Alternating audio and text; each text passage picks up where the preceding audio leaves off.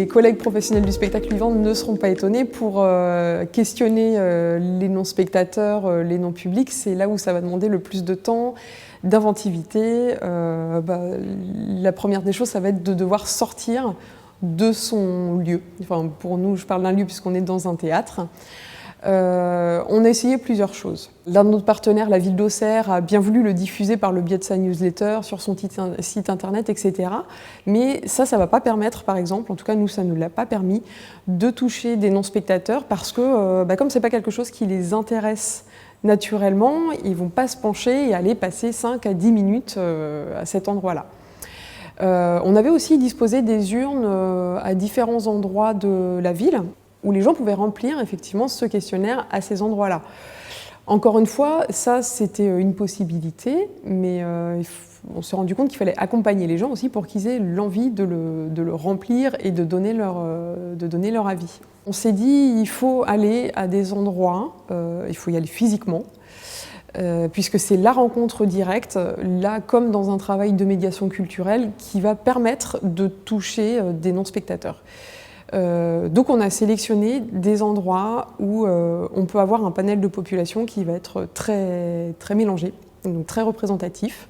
Et la préfecture a accepté en fait, de nous accueillir sur certaines plages horaires, de façon à ce qu'on puisse questionner les gens, ce qui remplissent le questionnaire. Et en fait, les gens étaient très volontaires parce que c'est un endroit où ils vont par exemple passer du temps d'attente, donc ils sont vraiment disponibles en plus pour ça. Donc ça, c'était un des endroits. On s'est rendu aussi au Auxerre Expo, qui est une salle un peu de type petit zénith sur Auxerre.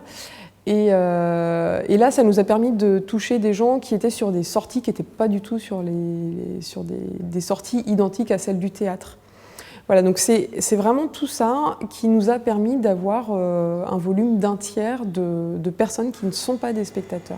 Pour les non-publics, c'était pas forcément l'aspect financier qui était un frein, c'est plutôt le fait de ne pas connaître les fonctionnalités du théâtre en soi, c'est-à-dire que comme c'est un lieu qui diffuse des spectacles essentiellement le soir, pour eux par exemple la billetterie, le fait que ce soit ouvert pratiquement tous les jours de la semaine, c'était un élément qu'ils n'avaient pas du tout en tête.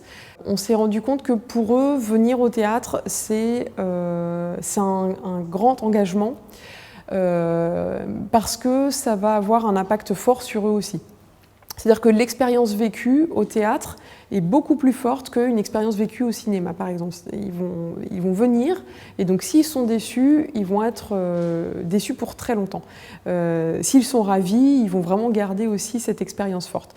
Donc ça ajoute la difficulté de venir en salle. Et on a aussi eu pas mal de comparaisons donc, avec le cinéma.